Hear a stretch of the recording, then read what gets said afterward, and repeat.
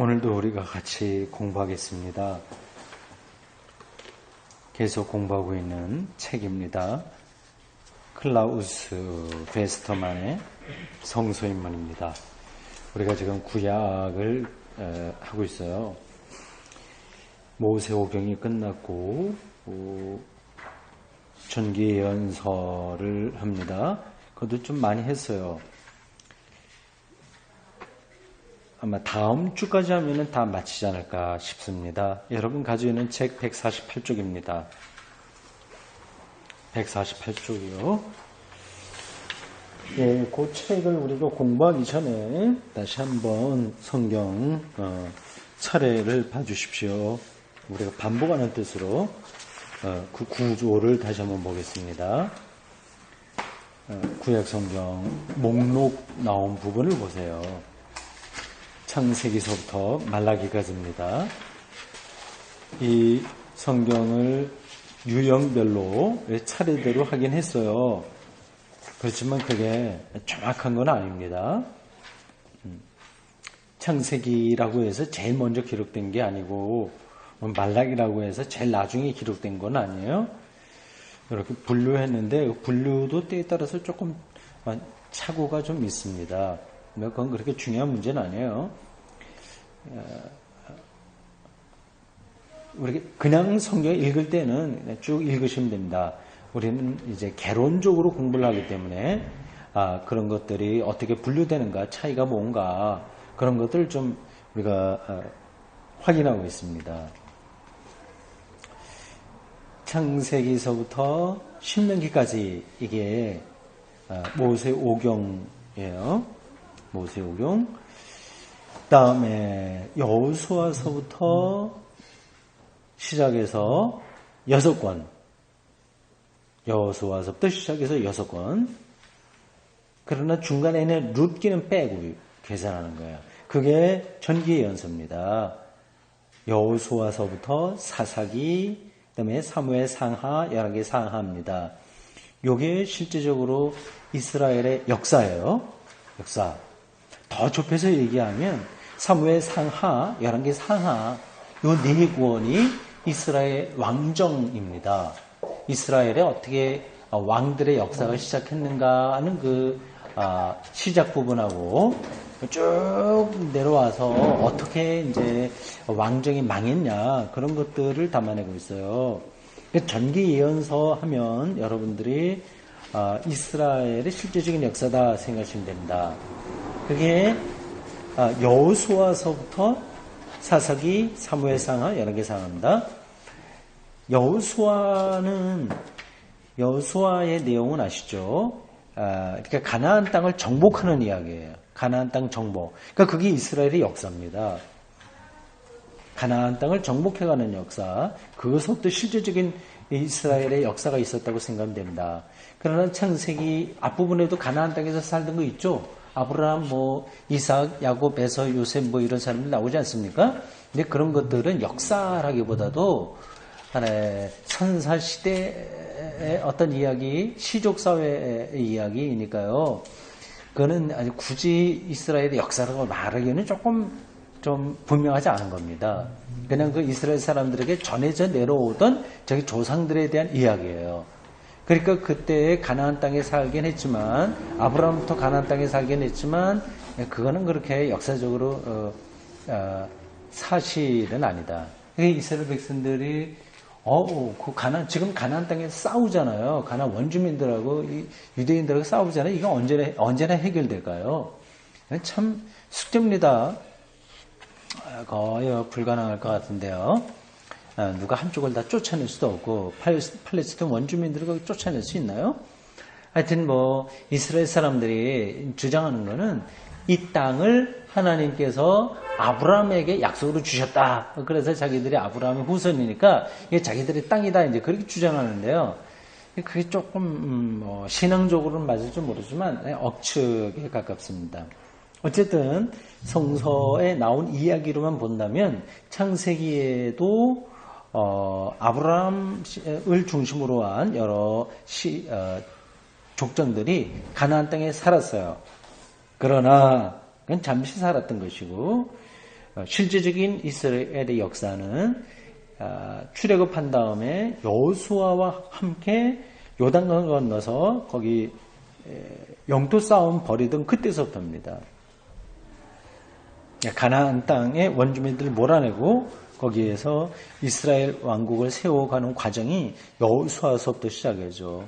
근데 거기 있는 사람들 쫓아내는 방법 여러 가지 일 많이 있지 않습니까? 12부족이 12지파가 나누어서 땅을 분배하고 싸우고 등등 하게 되는데 근데 거기 있는 이방인들, 유대인들이 볼 때 이방인들 다 쫓아내지도 못했어요. 그건 가능한 이야기가 아닙니다.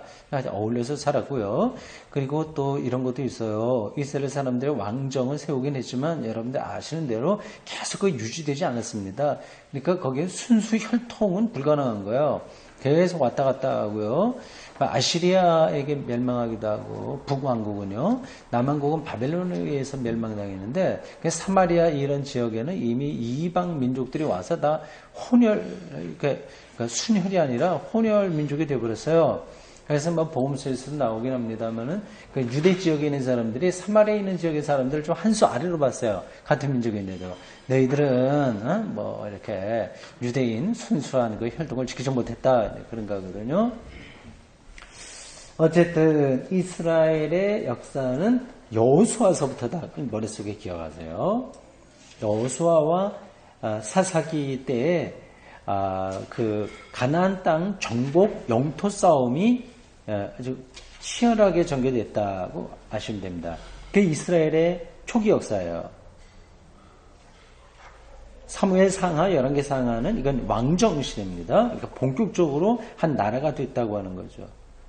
우리가 지금 계속 정기 예언서 중에서 왕정의 역사인 그 부분을 보고 있습니다. 거기에는 예언자들의 역사와 왕들의 역사가 서로 연결되어 있다는 거예요. 사무엘상에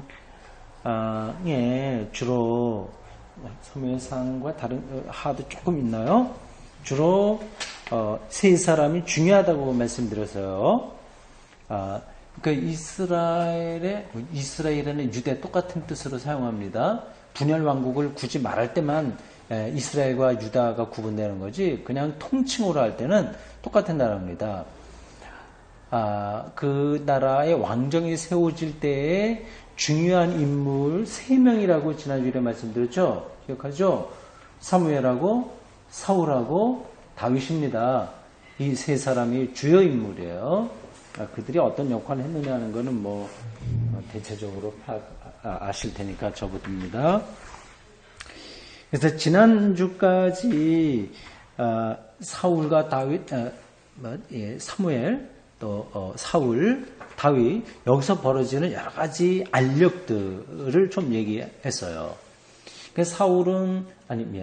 사무엘은 제사장이고 예언자고 사사의 역할도 했어요. 그 사람하고 초대왕인 사울, 그 다음에 사울이 이제 왕권이 세습되지 못했어요. 그건 여러 가지 이유가 있을 텐데, 그건 접어두고 다윗이 왕권, 이제 명실상부하게 이스라엘의 왕이 됐습니다. 이 세 사람이 각축을 벌려요. 여러 가지 문제가 여기 들어있습니다. 일단 정리가 됐어요. 일단 정리가 어떻게 됐습니까? 사무엘은 이미 나이 들어서 죽은 거고 사울과 이 다윗 사이에 이 왕권 쟁탈전에서 결국은 사울이 지는 거죠. 그래서 다윗이 이제 명실상부하게 이스라엘의 정통 왕권을 갖게 됐다. 그게 지난 주까지 공부한 겁니다. 오늘 148쪽이에요. 148쪽 번호로는 2번 이렇게 되어 있습니다. 2번이라고 하면 1번이 따로 있을 텐데 1번은 138쪽에 있는 그거예요. 그 숫자를 좀 참고적으로 말씀드립니다. 138쪽에 왕정의 역사가 그걸 전체 우리가 이야기하고 있습니다. 근데 첫 번째는 사무엘, 사울, 다윗 이야기. 사무엘 하 5장까지입니다. 그 다음에 크게 튀어서 두 번째는 다윗의 왕위 계승 입니다. 솔로몬에게 왕위가 계승된 이야기인 거예요. 근데 이게 왜 중요하냐? 이게 왕권이 세습되는 순간이기 때문에 중요한 겁니다. 세습이 안 되면 이 왕권은 흔들리는 거거든요. 그러니까 솔로몬에게 왕권이 세습됐다고 하는 거는 이스라엘 역사에서는 아주 중요한 문제였습니다. 이게 그게 사무엘 하서부터 열왕기 상 2장까지 이렇게 쭉 나와요. 예.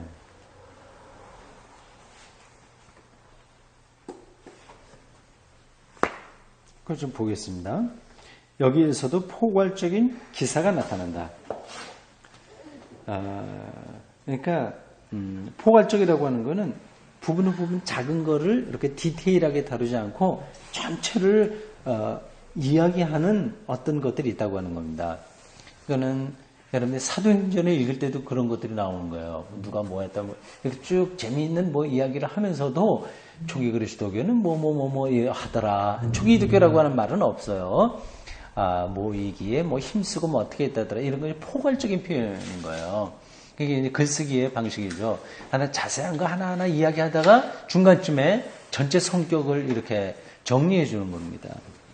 포괄적인 기사가 나타난다.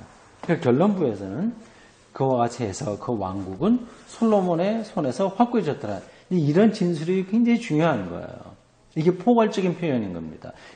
여차 많은 일들이 있었는데 이렇게 해서 다윗의 왕국이 솔로몬 손에서 확고해졌다. 포괄적인 표현인 거죠. 성서 기자가 말하려고 하는 건 핵심인 거죠. 그러니까 요 대목에서 마지막 열왕기상 2장 46절 후반절에 그렇게 그걸 전체적인 걸 요약한 겁니다. 저자는 성서는 분명히 저자가 있어요. 하늘에서 뚝 떨어진 거 아니고요. 그리고 저자에게 중요한 것은 그가 살았던 삶의 자리입니다. 구체적인 역사에서 나온 거죠. 그냥 허공에서 이 사람이 막연하게 생각한 거 아니고 그냥 골방에 들어가서 기도했더니 뭐가 떠올라서 막 쓰고 한 게 아니라 아주 왕들의 역사 있잖아요. 그 굳이 피비린내 나기도 하고 아주 야비하기도 하고 좋은 일도 있고 하는 그런 실질적인 역사에서 어떤 걸 보고 판단하고 예측하면서 쓴 겁니다. 그러니까 저자가 중요한 거예요. 그러니까 성서 읽을 때는 제가 사실 반복해서 말씀드리지만 저자를 생각해야 돼요. 그가 무슨 상황에서 어떤 의미로 썼냐 하는 게 중요한 겁니다.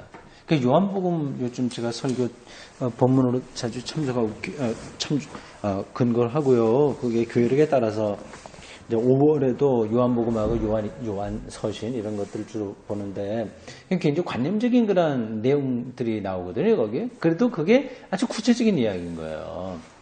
요한계시록 같은 거 굉장히 관념적이잖아요. 추상적이고 그 바다의 용이 나오고 무슨 대환란 이런 거 천년왕국 이런 게 나오는데 이런 것들이 굉장히 이렇게 관념적인 것처럼 들리잖아요. 근데 그게 아니라 역사입니다.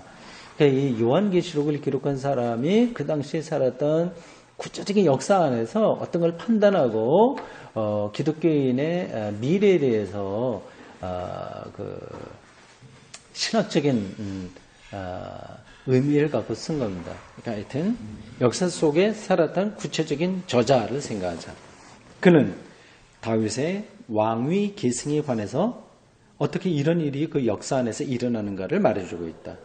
궁정에 있던 어떤 사람이 직접 그 사건들 가운데 들어가서 그 사건들을 목도한 목격자였음이 분명하다. 거기 사무엘 하에 정말 대하 드라마, 왕궁에서 벌어지는 대하 드라마, 우리나라에도 그런 드라마 많잖아요. TV에 나오는 거, 왕건도 나오고 등등. 하여튼 그런 거하고 하여튼 비슷한 이야기들이 많습니다. 그렇지 않고는 어느 누구도 어느 친구라고 이렇게 번역이 되어 있는데, 뭐, 친구는 별로 의미가 없어요. 근데 왜 이렇게 친구라는 말이 들어가는지 모르겠습니다. 아마 다른 뜻인 것 같은데, 번역을 조금 단어를 착각한 것 같은데, 그렇지 않고는 그렇게 많은 세세한 일들을 알고 그것을 설명할 수가 없었을 것이다. 이 사람이 현재의 가치가 있는 순수한 역사 설화를 산출해 냈을 것이다. 다윗 궁정에서 벌어졌던 그런 일들이요. 예를 들자면 그 뒤에도 좀 나오겠습니다만은 우리아의 아내 밧세바를 빼앗는 이야기라든지 그런 게 아주 세세하게 기록되어 있어요. 그건 목격자가 아니면 불가능한 이야기들이거든요. 그리고 또 자기 아들에게 쫓겨납니다. 압살롬에게 죽을 둥살동 막 야반 도주하듯이 이제 다윗이 도망다니기도 하고 말이죠. 몇 번 그런 위험한 일들이 있어서요. 그리고 궁정 안에서 왕자의 난 같은 거 막 벌어졌습니다. 서로 죽이고, 근친상간, 그런 일들이 벌어지고, 그런 일들이 사무엘 하에 아주 적나라하게 많이 나오고 있습니다. 그런데 숨기질 않아요. 그런데 그런 이제 부끄러운 역사인데도 숨기지 않고 그대로 드러내면서 그러나 역사가 이렇게 됐는데 하나님이 이렇게 하셨다 이제 그걸 얘기하려고 하는 거죠. 이 설화는 이 시작이에요. 이렇게 이 다윗의 왕위 계승이라고 제목을 붙일 만한 한 단락이 있는 거예요. 이게 사무엘하 6장부터 열왕기상 2장까지가 그런 흐름으로 나가고 있는 거예요. 그런 게 이제 일반 공부하지 않고는 이게 눈에 보이지는 않습니다. 근데 시작이 법궤에 대한 이야기예요. 그러니까 이 다윗 왕권이 탄탄한 토대에 서게 되는 것으로 하나의 상징적인 사건이 있는데 법궤를 다른 데 있던 법궤를 갖다가 다윗 성에 가져오는 겁니다. 다윗 성이 가져오면서 벌어지는 에피소드들도 있죠. 법궤 이제 마차에서 떨어지려고 그러니까 잡았다가 우상가 죽는다든지 그런 일들에서 그런 것들은 다 하나님의 이 법궤가 얼마나 중요하냐 그런 것들을 간접적으로 얘기를 하는 거고요. 그런데 다윗의 왕권이 중요한 겁니다. 이 역사가들의 입장에서는. 이제 그거를 법궤 사건부터 시작합니다. 다윗이 법궤를 도로 찾아왔을 때 그 법궤를 운반하는 의식이 엄숙하게 진행된다. 그리고 그 앞에서 다윗이 춤을 췄어요. 그리고 그 춤추는 거를 이 다윗의 첫 번째 부인이에요. 다윗에게 부인이 많습니다. 밧세바, 우리아의 아내 밧세바 빼앗은 것만이 아니라 이건 이제 다윗에게 가장 큰 잘못이었는데요. 그것만이 아니라 나발이라고 하는 장군의 이거 이방인이요. 추장이에요. 그 사람의 아내도 이렇게 빼앗게 되고 등등 그러한 일들이 좀 많이 있었어요. 그래서 그 이외에도 부인들이 많이 있습니다. 근데 그 중에서 첫 번째는 미갈이에요. 네, 이 미갈은 사울의 딸입니다. 그러니까 이제 부마였어요. 다윗이 사울의 부마로 있다가 결국 장인과의 권력 투쟁에서 이겨서 자기가 왕이 된다 이제 그 얘기입니다. 근데 미갈하고의 관계도 굉장히 여러 가지 있어요. 하여튼 이 법궤를 가져올 때 이 다윗이 춤을 춰요. 그걸 이제 2층 창문에서 내려다본 미갈이 보고서 좀 체면 좀 지켜라. 왕이 그러냐. 그런 일들이 있어요. 그러다 서로 다퉈요. 말다툼해요. 다윗이 나는 하나님 앞에서 그래 창피당해도 좋다. 그러면서 이런저런 일을 얘기를 하는데 성서 기자가 그 부분을 이렇게 정리합니다. 미갈이 그 이후로 자식이 없다. 그 전에도 없었어요. 그러니까 이렇게 아들 장자가 첫 번째 부인의 장자가 사실은 왕위를 계승해야 되잖아요. 그러니까 하나하나 이제 제거됩니다. 그러니까 미갈에게는 아들이 없으니까 경쟁이 되지 않고 그런 일들을 지금 이 성서 기자들이 정리해 나가고 있습니다. 그 다음에 쭉 그 전체적인 내용이 뭐냐 그런 것들이 나옵니다. 그 주제에 대한 설명들이 나옵니다. 첫 번서부터 쭉 나가죠?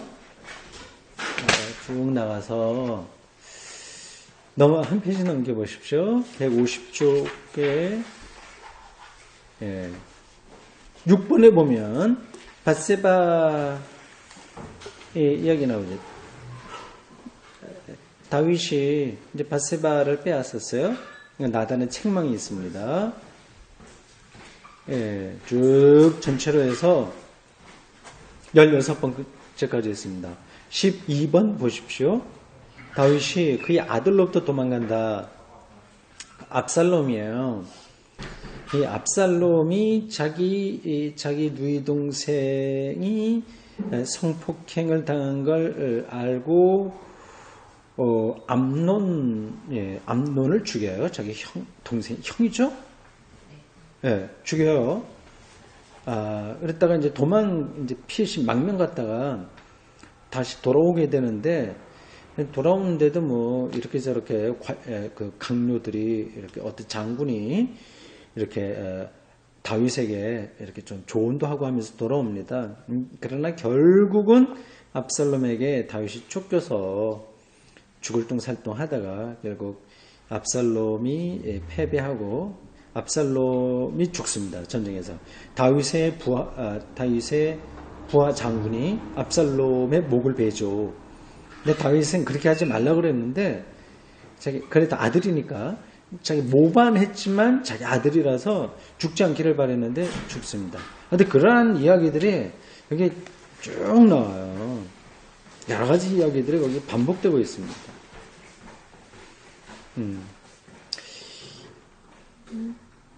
그 다음 패러그래프 보십시오. 그 다음에는 다윗의 전쟁과 그의 망류에 관한 짧은 기사가 따라온다.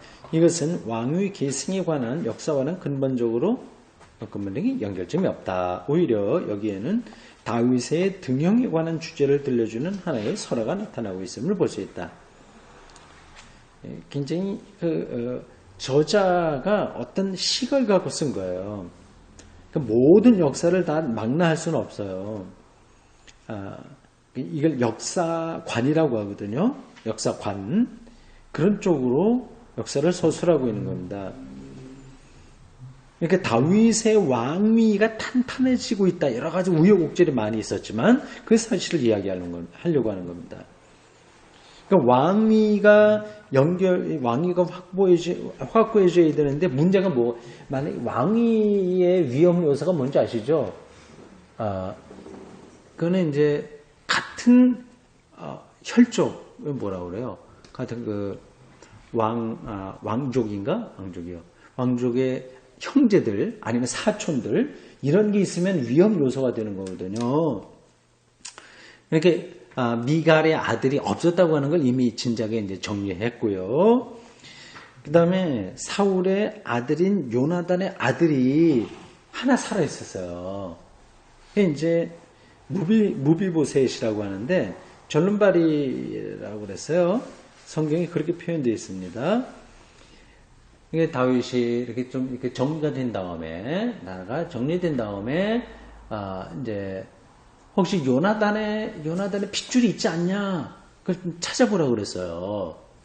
이제 좋은 뜻으로 생각하면 자기의 친구였으니까 친구의 자식들이나 후손들을 제가 돌봐주려고 하는 거고, 조금 나쁘게 생각하면 아예 그 불씨 근원을 갖다가 제거하려고 하는 그런 게 있습니다. 어떤 게 더 가까울까요? 결국 하나 찾았습니다. 하나 찾았는데 그가 무비보셋이에요. 다리를 절었습니다. 이제 왕이 오라고 그러니까 와서 이제 완전 꼼짝 못하는 거죠. 만약에 부르지 않고 어디 숨어 있었다면 이 다윗의 왕위가 좀 도전받았을 때 반란이나 이런 거 일어났을 때 무비보셋을 앞에 세워갖고 다른 사람들이 할 수 있는데 왕궁에다 데려다 놓고 나하고 같이 밥 먹자. 겉으로는 이제 굉장히 잘해주는 거 아니겠습니까? 그러나 이제 다른 건 이제 못하는 거예요. 꼼짝 못하는 거예요.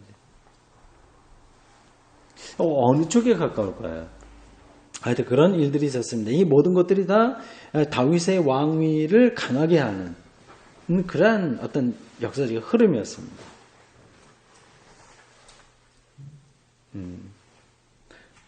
다음에 또 하나 나오는 중요한 사건, 압살롬의 반역입니다.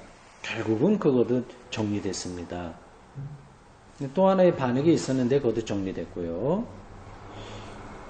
151쪽 새로운 패러그래프 보십시오. 이제 다윗도 나이가 들었어요. 밧세바의 아들인 솔로몬이 이러한 쟁탈전에서 승리자로 나타난다. 이게 참 솔로몬이 이 다윗의 왕위를 세습하기는 굉장히 불가능한 이야기인데 사실. 순서가 저 밑에 있어요. 차례대로 뚝 짜지게 되면 안 되는 건데. 그런데 그렇게 됩니다. 이제 밧세바의 이제 이 다윗과 밧세바 사이에 태어난 첫 번째 아이는 죽었어요. 아시죠? 죽고 그 다음에 이제 또 태어났는데 또 그 뒤에도 아들들이 밧세바 사이에 있었는지는 제가 잘 모르겠습니다. 솔로몬은 그 통치권을 확고하게 붙잡게 됩니다. 이 설화의 처음에 나타나는 물음, 누가 다윗의 위에 앉을 것일까라는 물음에 하나의 대답이 있긴 하지만 그 대답은 다윗 왕이 계승 설화가 실제로 말해야 하는 바를 지시해 주고 있지는 않다. 그것은 전혀 말로 대답되지 않고 충격적인 방법으로 표현되고 있는데 말하지 않고 있는 것이 얼마나 중요한가 하는 것을 극히 드문 기교로 지시해주고 있다. 잠깐 말이 비비 꼬이면서 됐죠. 번역에서 그렇습니다. 그러니까 솔로몬 나오기 전에 다윗의 왕위를 누가 이어받는가 하는 게 핵심 주제인데 이게 누구가 돼야 된다고 하는 말을 성서기자가 직접 하지 않는다고 하는 겁니다. 하지 않고 충격적인 사건을 이게 나열하는 거예요. 그래서 제거되고 그러다가 결국 남은 사람이 이제 누가 된다. 그러니까 솔로몬 누가 되어야 되느냐 하는 질문을 하기 시작하면 솔로몬은 자격이 없는 거예요. 한참 뒤에 처지니까. 다윗도 솔로몬에게 왕위를 처음부터 세습해 주려고 하지 않았을 겁니다. 뭐 틀림없어요. 그러니까 압살롬이 제일 마음에 들었던 것 같아요. 압살롬이 잘생기기도 하고 뭐 굉장히 괜찮았던 왕자였습니다. 근데 하여튼 뭐 우여곡절 이걸로 죽어요. 하여튼 그런 이야기입니다. 다윗은 그가 나단으로부터 선지자예요. 하나님의 이름으로 그의 집이 영구하리라는 보증을 받을 때 그의 통치에 절정이 있었다. 그러니까 나단이 다윗 왕권에서 중요한 역할을 했고요. 재미있는 것은 그 사람이 솔로몬에게 왕위가 세습되는데 또 결정적인 역할을 했습니다.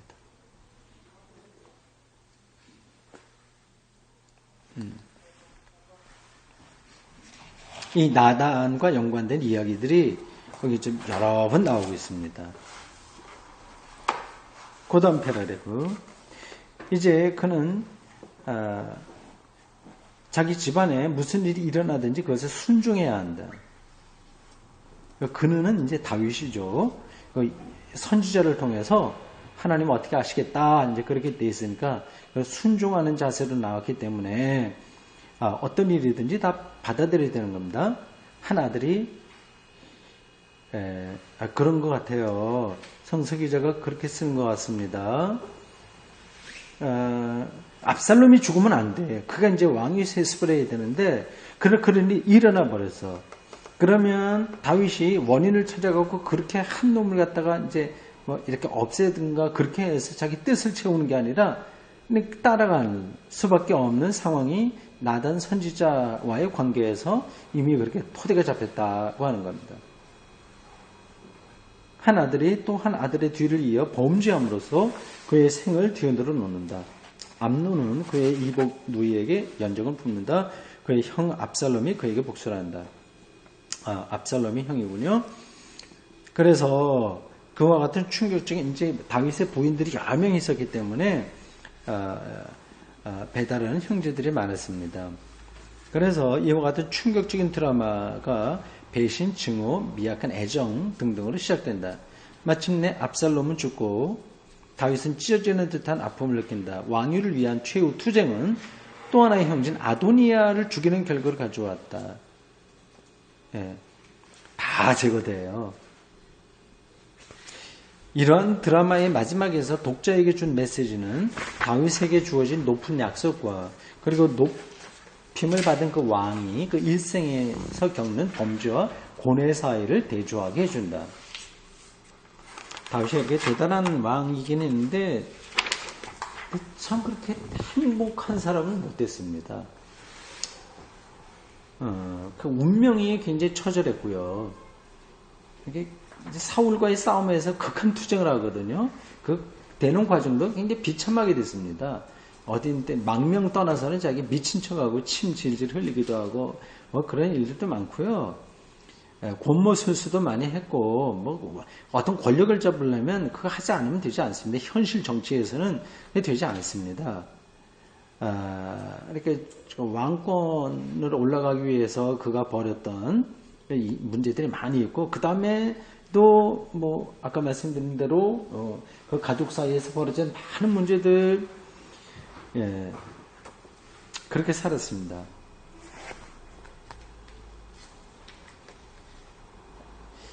그러니까 뭘 얘기하려고 하냐 핵심은 이 메시지는 이러한 드라마죠. 일종의 드라마. 그러나 왕만 드라마가 아니라 뭐 소시민인 우리들도 사실 따지고 보면 똑같은 드라마예요. 무로부터 역사의 주이신 주의 주권을 지적하려고 하는 것이다. 다윗의 등극에 관한 설화가 밝고 아름다운 메시아적 희망을 마련해 주었다면 그의 왕위 계승에 관한 설화는 이런 기대에 완전히 변화의 꿈을 덧붙여 주었다.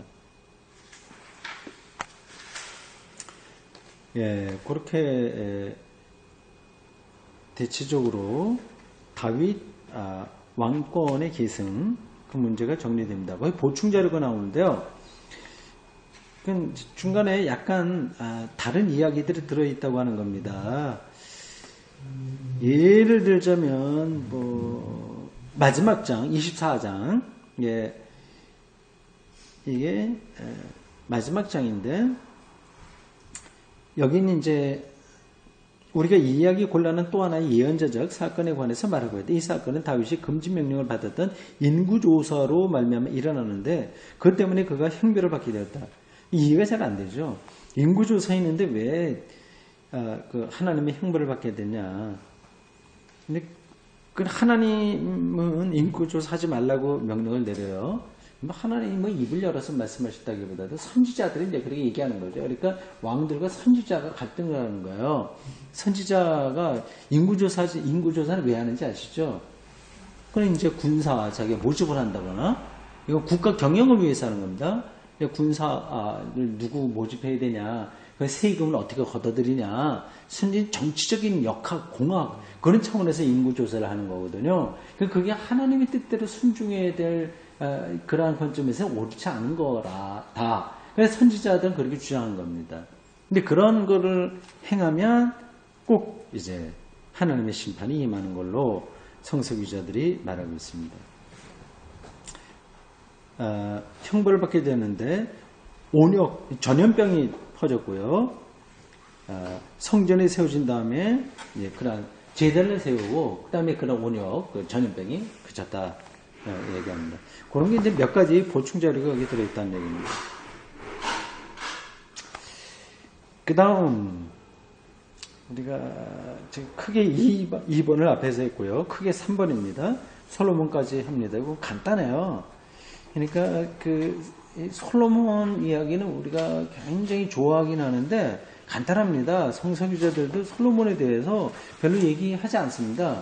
솔로몬에 대한 뭐 아주 예쁜 이야기들이 많이 있는 것 같지만 별로 사실은 성서기자들은 그렇게 중요하게 생각하지 않습니다. 솔로몬이 한 일 중에서 가장 기특하게 생각되는 거는 성전 세운 거거든요. 성전 때문에 이제 솔로몬이 그나마 인정을 받는 거지. 물론 지혜에 뭐 장수하거나 뭐 부가 아니라 지혜를 구했다고 하지만 그것도 뭐 제가 지난번에 잠깐 말씀드렸듯이 무조건 좋은 건 아니고요. 이 다윗 이야기에서 앞에 있는 게 다윗 이야기예요. 이 다윗 이야기도 결국은 다윗을 높이려고 하는 것이 아니라 이 우여곡절 많은 이 드라마 속에서의 주인이 하나님이라고 하는 사실을 말하려고 하는 것이고요. 이 솔로몬에게서 더 그렇습니다. 이 사람은 실질적으로도 다윗보다 훨씬 더 비참하게 말년을 보낸 거고, 신앙적으로 이제 좀 볼품없이 초라하게 되고요. 근데 그게 성전을 세우긴 했는데, 또 이방 신전을 또 무지하게 많이 세웠단 말이에요. 자기 이방 여자들을 후궁으로 뭐 몇백 명이요? 숫자가 나오죠. 그렇게 수백 명에서 하나하나 다 뭐를 세워줬다고 그래요. 아주 성서적인 관점에서 보면 문제가 많은 왕이었습니다. 간단하게 이야기를 성서 기자들이 이 사람에 대해서는 다루고 있습니다. 솔로몬의 통치를 일관성 있게 설명해주는 솔로몬의 행장이라는 것이 한때 있었던 것 같다. 이게 행장이 무슨 뜻인지 잘 모르겠어요. 한자로도 안 써있고 원어로도 써있지 않은데 이 행장 무슨 뜻일까요? 한번 생각해 보세요. 그 솔로몬에 관한 여러 가지 이야기들을 묶어놓은 어떤 책이 있었다는 얘기예요. 그러니까 그 정보들이 열왕기상 11장 41절을 제가 한번 읽어보겠습니다. 열왕기상 11장 그런 거를 우리가 이제 평생 우리 일반 신자 저도 구약 신학을 전공하지 않았기 때문에 다 세세하게 풀 수가 없어요. 전문가들 아니면 이런 건 다 놓치입니다. 11장 41절을 제가 한번 보겠습니다. 솔로몬이 죽을 때 이야기입니다. 이거 마지막 이야기예요. 솔로몬에 대한 이야기는 이 분량으로도 봐도 많지 않습니다. 거의 그리고는 성전에 관한 이야기예요. 근데 마지막 부분을 이렇게 이야기합니다. 솔로몬의 남은 사적과 그의 행한 모든 일과 그의 지혜는 솔로몬의 실록에 기록되지 아니하였느냐. 그 실록, 그걸 행장이라고 하는 것 같습니다. 읽은 김에 그 뒷구절도 보면 이렇습니다. 솔로몬이 예루살렘에서 온 이스라엘을 다스린 날수가 40년이다. 굉장히 오랫동안 왕위에 있었네요. 참고적으로 다윗도 40년입니다. 헤브론에서 37년 반인가 뭐 정도 되고, 그 다음에 예루살렘에서 30 몇 년, 40년 동안 왕위에 있었어요. 그러니까 40년 정도 왕위에 있었던 사람들이 드뭅니다. 여기 이스라엘 역사에서. 솔로몬도 그렇게 오래 있었습니다. 근데 그런 행적, 그런 것들이 행장 혹은 실록, 그런 것들이 다 분실됐죠. 그러나 거기서 뽑아낸 지극히 제한된 자료가 성서에 보존되어 있다. 솔로몬에 대한 이야기는 아주 짧아요. 다윗의 이야기는 길어요. 다윗이 왜 왕이 되었으며 그러니까 다윗 왕조라고 부르는 거죠. 여기 책 저자도 그렇게 얘기하네요. 우리는 솔로몬에 관해서 조금밖에 모른다. 그러니까 솔로몬에 대한 이야기는 크게 보면 세 가지입니다. 첫 번째는 성전에 대한 얘기예요. 성전. 근데 서론에서 이미 솔로몬이 바로의 딸과 결혼하다 이렇게 딱 하고 시작해요. 좀 삐딱한 거죠. 그렇게 시각이. 바로의 딸하고 결혼하면 안 되잖아요. 이방인 여자 데려다 결혼하는 게 이게 정말 가장 성서가 모세의 법에 따라서라도 이건 될 수 없는 이야기인데 이렇게 하고 있다고 하는 거는 벌써 이제 이 성서 기자의 시각이 솔로몬에 대해서 어떠냐 알 수 있는 겁니다. 두 번째 보면 당시 계속된 높은 지대에서 드렸던 희생예배. 이 높은 지대라고 하는 것은 산당을 얘기합니다. 이건 이방인 신전이었어요. 가나안 토속 신앙에 드리던 거기서 희생제사를 드렸다고 하네요. 우리로 말하자면 어디라고 그래도 보통 이제 마을마다가 뭐 있잖아요. 제사 드리는 거? 예. 그렇죠. 거기 제실? 예. 그런 데서 이제 예배를 드렸다. 이거 똑같은 이야기입니다. 이제 비판적인 거예요, 사실 이런 것도요. 예, 쭉 그런. 그러나 이제 성전을 지은 건 역사적 사실이니까 그건 이제 솔로몬이 잘했다. 쭉 그런 성전에 대한 이야기. 두 번째 대목은 지금 이름을 떨쳤어요, 솔로몬이요. 지혜롭다, 뭐 그런 등등. 그래서 시바의 여왕이 와서 그 지혜에 감탄했다, 뭐 그런 이야기도 있고요. 그게 얼마나 역사적인 사실인지는 잘 모릅니다. 좀 어디인가 있긴 있을 텐데 이집트의 역사에 좀 나와 있을까요? 이건 제가 좀 자신 있게 말씀드리기 힘듭니다. 한두 구절 정도로 솔로몬에 대한 이야기가 다른 그 근동에 있었던 다른 제국의 역사실록에 나오긴 했겠지만 우리가 생각하듯이 그렇게 대단한 것으로 이렇게 취급되지 않습니다. 이스라엘이 여기는 아주 일단 작은 나라예요. 그것에 비해서 이집트라든지 아시리아라든지 뭐 바벨론이라든지 이런 나라들은 뭐 비교할 수 없을 정도 큰 나라예요. 그리고 이스라엘이 애굽에서 탈출했다고 하지 않습니까? 이집트에서 탈출했다고 하는데 그거 대단한 사건이지 않습니까? 성서구의 관점에서 보면. 그러나 이집트에서 보면 그게 별 대수롭지 않은 이야기인 거예요. 별로 그러니까 그런 이야기들은 이집트 역사에 잘 나오지 않습니다. 그리고 그렇게 도망간 소수민족은 많았어요. 반란을 일으키거나 이렇게 돼서. 그럼 별거 아니네. 별게 아닌 게 아니라, 그 이스라엘 사람들의 고유한 영적인 시각으로, 이제 자신들의 민족적 정체성이 하나님의 도우심 가운데서 됐다고 하는 걸 본 거죠. 그러면서 그러한 구원의 역사가 이제 신학까지 넘어오게 됩니다. 제가 말씀드리려고 하는 것은 그 구약에 나와 있는 역사를 너무 과대 포장할 것도 없으며 그렇다고 해서 그걸 갖다가 또 왜소하게 이렇게 생각할 것도 없고 있는 그대로 보면서 실체가 뭐냐 그걸 따라가는 게 중요하다 그 얘기입니다.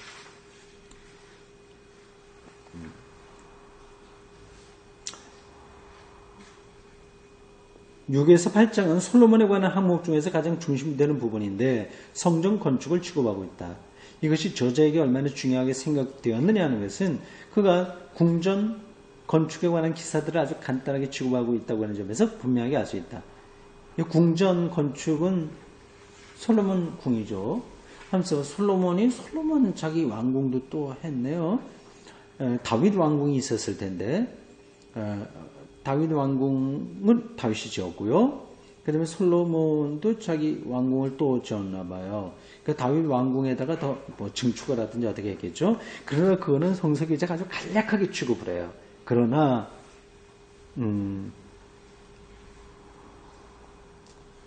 이제 성전에 대한 이야기는 굉장히 깁니다.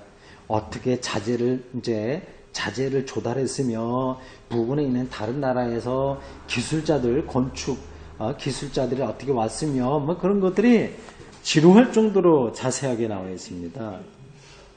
성전 건축은 그 계획, 건립, 장식, 헌당과 함께 3장에서 11장에서 계속 나타나는 유일한 주요 항목이다.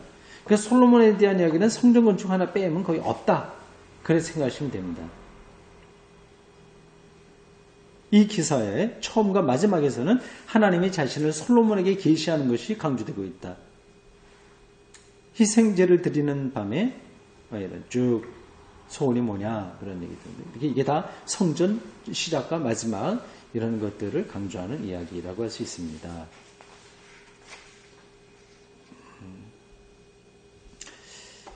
155쪽 밑에 두 번째 패러그래프를 보시면 되겠습니다. 첫 번째, 두 번째, 이건 별거 아니고 잘 아는 거고요. 그러나 솔로몬에 관한 부분은 다가오는 재난에 대한 예고로 끝난다. 그렇게 호화롭게 살았지만 재난에 대한 예고로 끝난다. 너희 나라가 갈라진다. 이게 가장 큰 재난이죠. 근데 너 있을 땐 봐준다. 너희 아버지를 봐서 봐준다. 선지자를 통한 하나님의 말씀이에요. 너희 아버지가 그래도 신앙적으로 살려고 해서 노력했기 때문에 그걸로 너 있을 때에는 나라가 갈라지지 않는다. 그러나 결국은 갈라진다. 내부의 원수 여로보암, 이건 장군이었습니다. 북왕조를 세운 초대왕이 되어 외부의 원수, 주변의 이방 왕들입니다. 였다. 솔로몬에게 재난이 임한다는 예고는 이교 제단을 세웠다는 데 있습니다. 솔로몬이 그의 아내들을 위해서 예루살렘 인근의 높은 지대에 이교 제단을 건립하는 데 있다고 하는 데 있다. 이것은 아마도 그 왕국이 솔로몬 치하에서 변형된 징후를 하겠다. 지금도 마찬가지고 고대에도 왕들은 자기 치적을 내세우려고 아주 거대한 건축을 합니다. 이게 솔로몬 시대에 조금 자기 나라가 좀 괜찮아지니까 이제 그거를 이제 표시하려고 하는 거거든요. 그런 일들 많죠. 이게 똑같은 얘기라고 제가 말씀드리긴 그렇지만 4대강 이렇게 하는 것도 자기 치적을 내세우기 위한 그런 가능성도 많이 있는 거고요. 그 속마음을 제가 다 들여다보겠습니까만은 그래서 제 개인적으로 볼 때 좀 별로 쓸모없는 일에 22조나 들어가고 해서요. 좀 마음에 안 들어서 그렇거든요.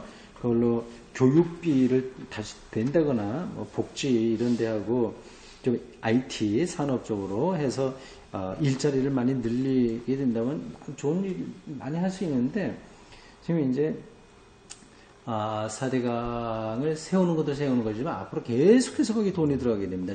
준설을 계속 해야 되거든요.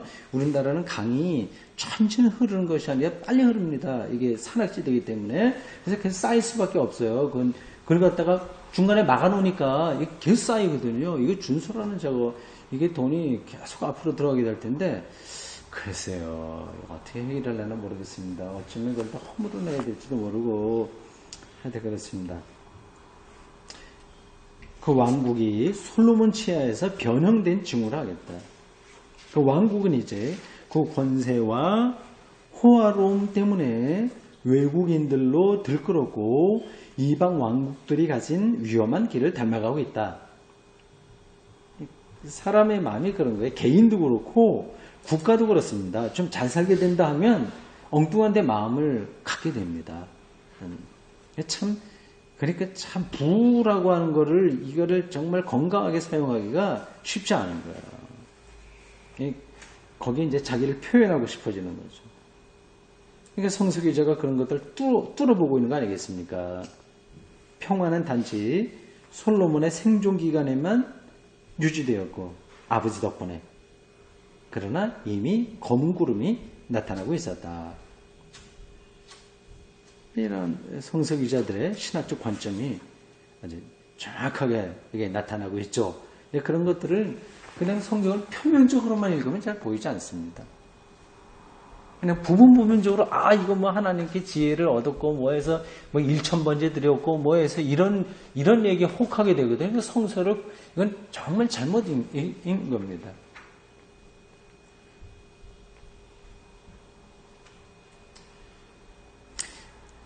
네, 자, 기도하겠습니다. 주님, 오늘 저희들 이렇게 전기예언서 또 여령에 관한 4권의 책에 중요한 부분들 같이 공부했습니다. 이제 이러한 공부를 통해서 우리가 성경을 바로 대할 수 있는 기초를 잘 닦도록 도와주옵소서. 모래 위에 세운 집은 쉽게 지을 수 있지만 또 금방 무너진다는 그러한 말씀들도 저희들이 기억합니다. 하나님의 말씀을 잘 이해하고 그 말씀의 영성에 바로 들어갈 수 있는, 정확하게 들어갈 수 있는 토대를 저희들이 잘 세워나가도록 인도해 주옵소서. 우리 각자 여러 가지 삶들이 있습니다. 이렇게 잠시 시간을 멈추고 나와서 함께 공부했사오니 이러한 시간들을 통해서 우리의 영적인 구도의 길이 더 깊어지고 탄탄해지도록 인도해 주옵소서. 예수님의 이름으로 기도드리옵나이다. 아멘. 예, 잠시 차 한잔하고 또 질문 응답 있으면 하도록 하겠습니다. 고맙습니다.